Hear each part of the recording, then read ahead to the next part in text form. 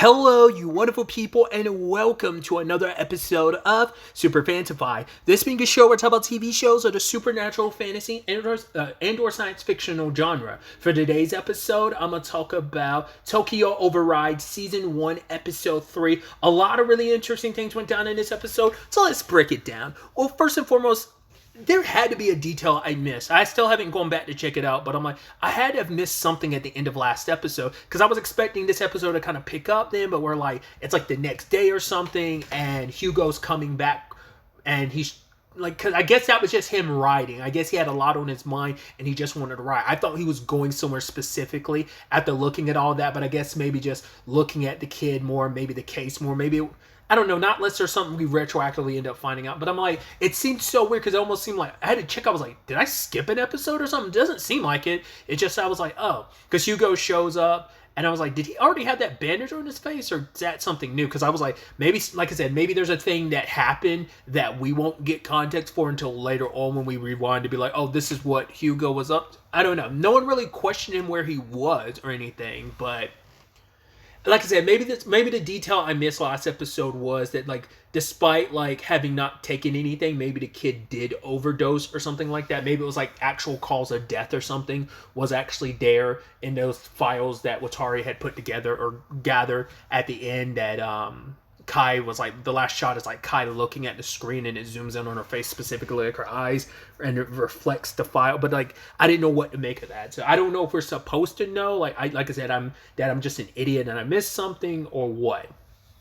Because this entire episode deals with a Grand Prix, which like it's kind of racing and stuff, and it just, for whatever reason, because it's one of the few like racing things I've ever watched anime wise, it reminds me of this anime series from like the early 2000s called, was it Grand Prix? It wasn't like Grand Prix EX or something, was it? It's like basically people would race in mechs. It kind of reminded me of that. I guess another example would be like Jack 2 and 3, because they had like vehicle races, but obviously this is more centrals around motorcycles.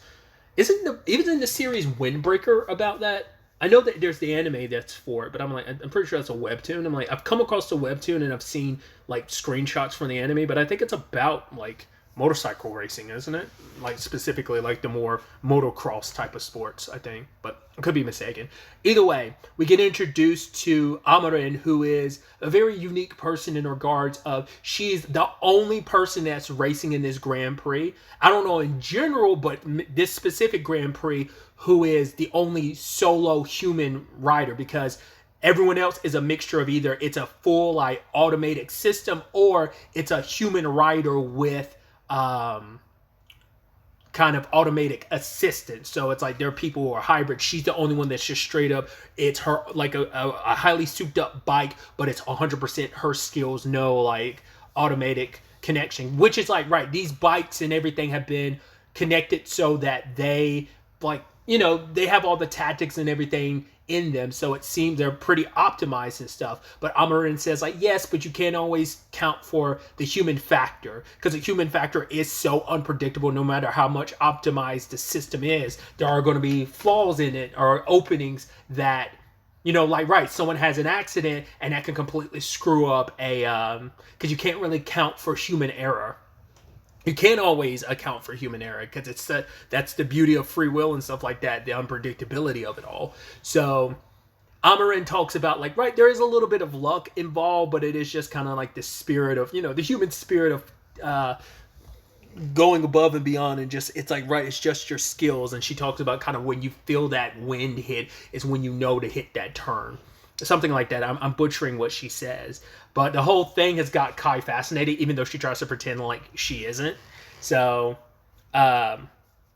she also came there because she wanted her bike souped up, and she has spoke like tighten one thing, and he's like, yo, if you ask me to super tighten this beyond where it is right now, you're gonna have issues later on. And I was kind of scared that would come up, but no, it seems like everything kind of held like it was supposed to in the end. But I love that whole thing of like, yeah, they were originally going to the race to watch, but then Watari had to remind him like, no, you're on the clock, especially because we don't know where the hell Hugo is right now, so you have to do the job. And it's like, we could leave it up to, well, Kai doesn't know how to ride a motorbike, right? So it's like, this can't be on her, so it's like they both gotta go. And you could tell Spoke is just so like disheartened, because he's almost like, man, okay, fine. Just like Hugo had to bounce and kind of leave all. He's like, I was excited to watch this. You know, he's all about this, because he talks like, Hugo's got his perspective on everything, but Spoke just enjoys being on his bike and the freedom. That's what he loves the most about all of this. So their way to get through town is they're actually taking the course themselves. Not fully, but because the course is always, it's basically, the course is, I think they said the entire city, and basically it's an automated like map that constantly is, the course is changing all the time.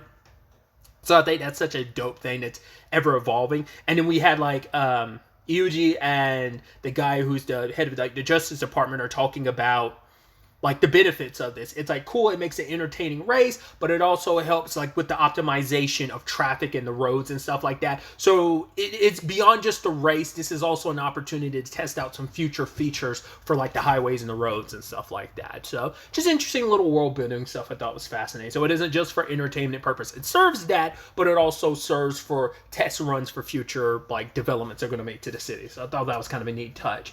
But I love the whole thing with like Spoke wanting to basically, like, they could take other routes, but he's like, no, we'll get there too slowly. So it's like, right, let's take the route, racing route with them. And he's doing his thing, cutting corners, and Kai is screaming out. He's like, oh, that's actually a pretty good roar. A bit quiet though, and she's just like freaking out, just like all the turns and jumps he's making. But eventually, Kai, who apparently has been enhancing her like device to make it so that like with stuff around the garage, and she was able to enhance her hacking because she was able to kind of pinpoint where these different markers that are connected to the track. So she's like, wherever these markers are, this is how they determine which route the racetrack goes. So she's able to point him in the right directions, because obviously certain sections are being closed off as the race is developing. And so it's like, right, take this turn, this turn, this turn. And she was able to do it. Even he was impressed. And she's like, right, like normally I don't even know if I'd be able to do that again, but it did seem like everything like slowed down, because I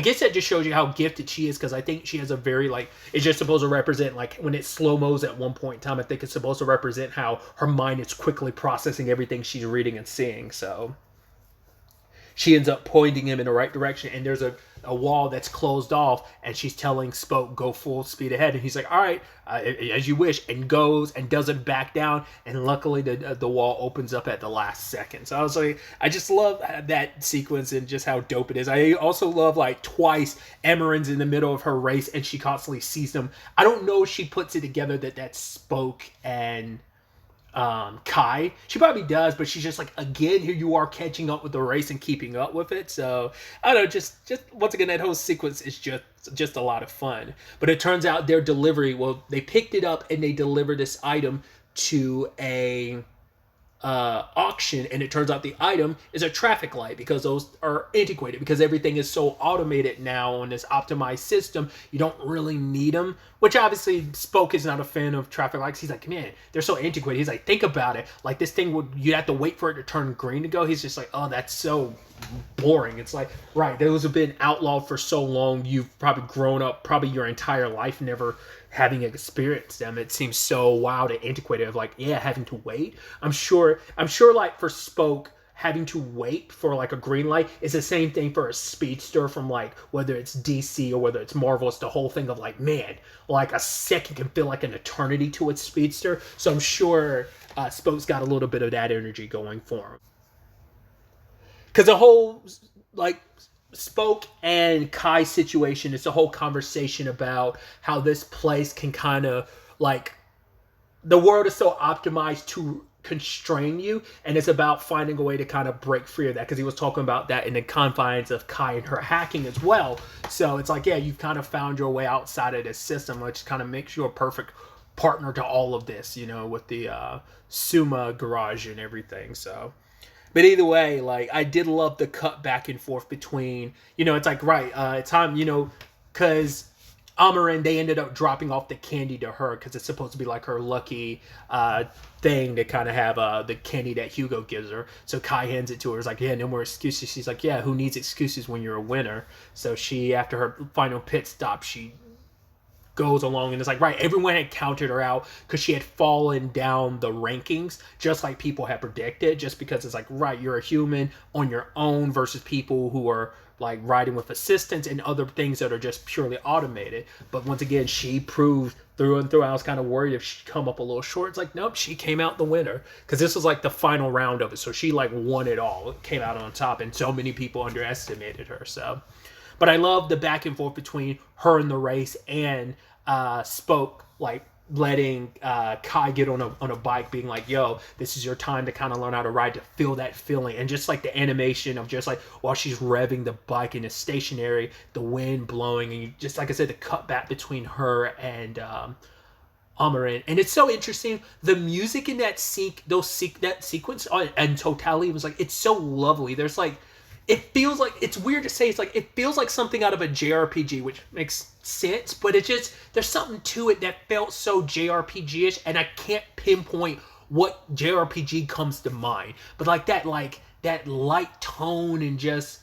ambionic, like there's like this ambient element to it that it just feels like, I just can't place what it is. It feels like something you'd hear in the main menu of a JRPG, and I just can't place what. Whether it's like maybe something like Tokyo Xanadu might be, it's like the thing that first comes to mind, but I'm like, I don't know where I'm thinking, like a dot hack or something. I don't know why those are what come to mind.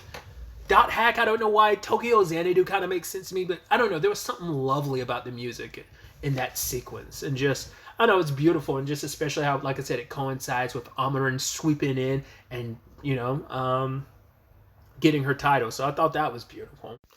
Oh yeah, I completely forgot. I did love the whole situation about just this sweet moment between Spoke and Kai, the whole pun situation, because obviously puns is Hugo's thing, and she was like, right, because Candy came through in the end, that it's like Amarin's victory comeback could be known as like sweet victory, and he's like, dude, I'm so tired, Kai, I can't indulge in this, and she's like, your bike is too tired. I'm just like, I love it. And it's just like she's having fun, and it's just like, oh, she's taking after Hugo too much. Oh no, the last thing is we need another pun mess around. So I just wanted to add that in there because I just thought about that after finishing the recording. So at the same time, we had the whole Kageyama situation. So any attempts to try and get Kai have not worked out because apparently she hasn't fallen into, I guess, whatever traps they've set for her. She's been able to kind of maybe hack around. Plus, she has the others with her, so that's probably keeping her off the grid and not, like,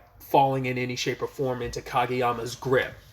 But the problem is that Kageyama starts piecing stuff together because he's watching the race and he's like, wait, the wall incident, what if they were bikes? But, was it Yasumoto is like his partner is like, no, any bikes or whatever would have been immediately registered. It's like, yes, but automated bikes, but what if it's like something with like a powered engine to it? And he starts piecing it together, and he's kind of like thinking about, I guess he figured that might draw their attention because he shows up there and sees Kai with Spoke. So he's like, oh, got you. The thing is, he didn't, I guess it's like, he's not the type to, you know, pursue and chase directly. He waits. I guess he's going to gather information because we see a recording he has of like Spoke and Kai. So I don't know if it's a thing of he just didn't get a good enough picture of Spoke to run any facial stuff, or whether it's just, you know, he's biding his time, like, wait, because like, why not try go after him? But they're on a bike, you follow, you draw too much attention, so it's like, right, let's wait for them to lead us back to their nest type of thing is what I'm assuming. But at the same time this is all happening, Watari's doing her own investigating of the crime scene of where the boy's body was found.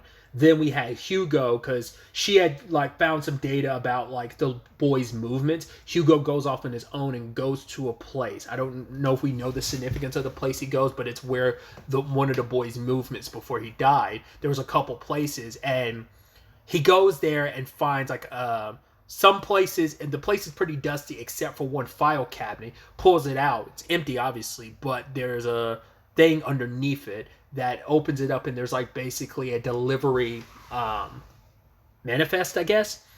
And so there's all these different deliveries, and I think you see money amounts. I'm like, this ain't some human trafficking thing, is it? But I mean, we all know this like ultimately will connect back to the highway drug situation. So I was like, I guess these were drug shipments, I guess, maybe. But I'm like, how does this tie into that kid? And why was he taken here? Like, what happened? And then Hugo gets attacked by a guy who asks, like, yo, are you here? Did the lizard send you, Kageyama? And he's like, no. In fact, he suspects us. And it's like, wait, you have ties to Kageyama? And at the end of the episode, Watari like says like there is an interesting thing about some of these like accidental deaths that have been happening recently. They've all had ties to like narcotics, but more specifically, they've all been cases that Kageyama has like been the lead of. So it's like, right. So either Kageyama is behind these deaths and he's been covering them up to look like accidents and then investigates them for whatever purpose, or what. Not less, once again, there could always be the, not once again, I don't know why I say that sometimes. Even though I hadn't made a point, I don't know why I always say once again. Maybe we find out it's Yasumoto. Like, maybe Kageyama might be an asshole, but he's not the particular asshole we're after. We might find out that his partner, Yasumoto, who seems so unassuming, because those be the perfect villains where it's like, oh, I was in front of you the entire time.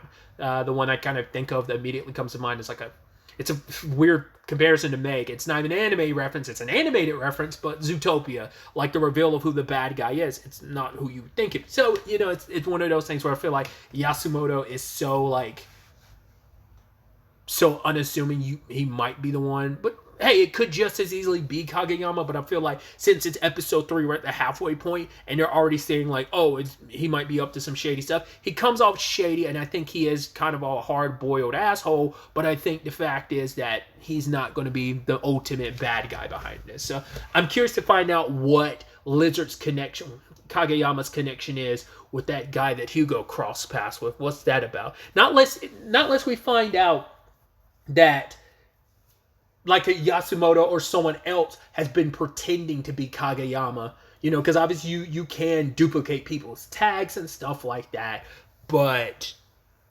I don't know, we'll see. Like, so much of that's so intrinsic that it would show his ID and stuff like that, but like I said, it could just be someone presenting themselves as Kageyama. I doubt that, but I don't know, throwing out all the different possibilities. So it's definitely going to be interesting to see where the next episode takes us with this whole development. That's going to be interesting to see. But really, that's all I wanted to talk about. Till the next time we meet, be happy, be safe, live life to the fullest, and enjoy it. Good day and goodbye.